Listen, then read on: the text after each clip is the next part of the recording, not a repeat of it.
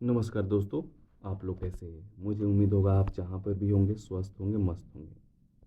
दोस्तों, आज का जो ये वीडियो है बहुत इम्पोर्टेंट है। ऑब्जेक्टिव का है।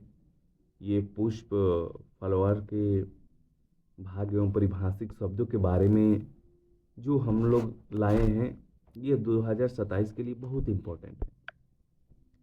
बस आपको थोड़ा सा ध्यान से बातों पर देना है, ठीक है।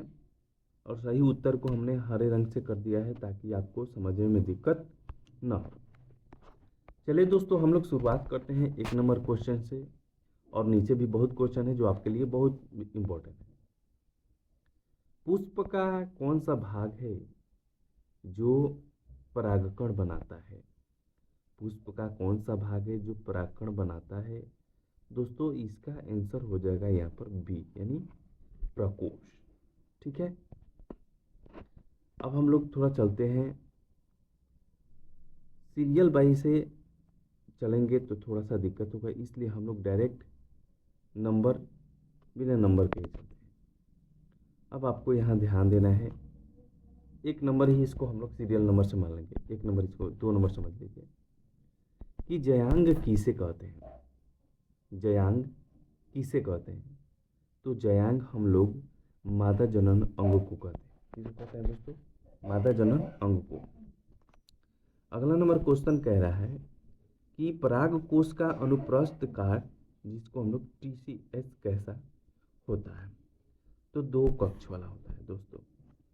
कहता है अगला नंबर क्वेश्चन कि सरसों में कौन सा परागकण होता है, परागण होता है?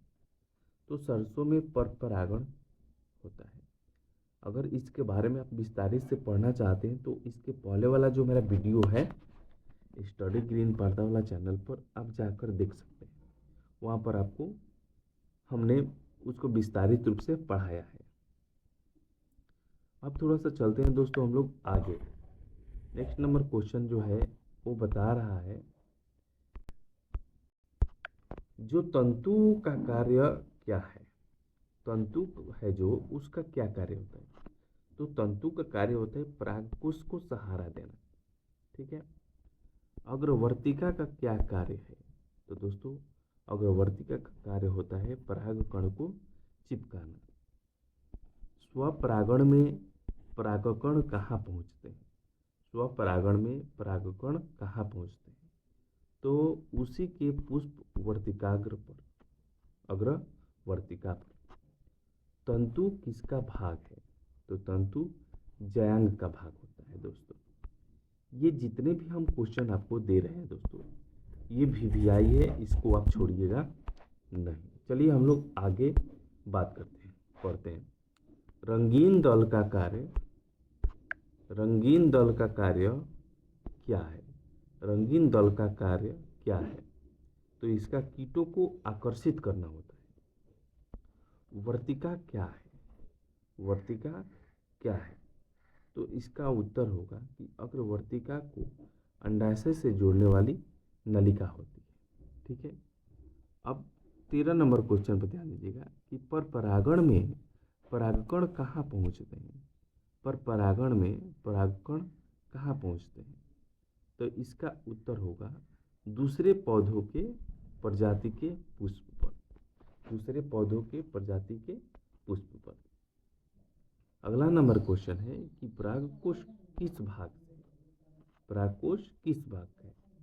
तो इसका होगा आंसर जयांग। क्या होता है? जयांग। अगला नंबर स्टेप में हम लोग चलते हैं।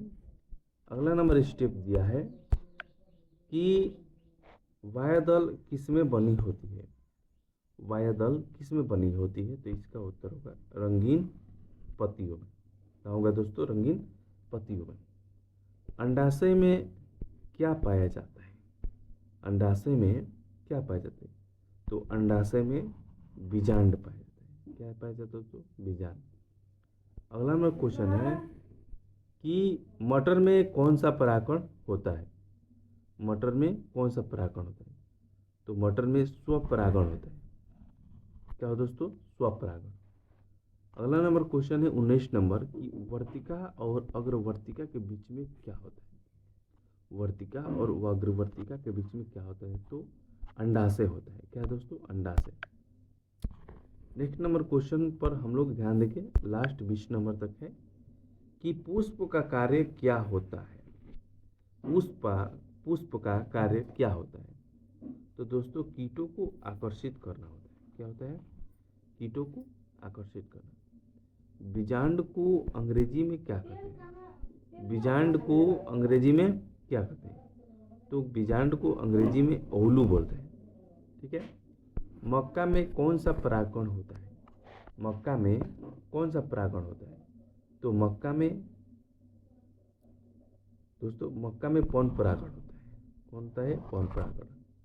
अगला नो क्वेश्चन है 20 नंबर लास्ट, कि पुष्प का कौन सा भाग मादा जनन अंग का निचला भाग है। पुष्प का कौन सा भाग मादा जनन अंग का निचला भाग है, इसका होगा दोस्तों अंडाशय। क्या होगा, अंडाशय।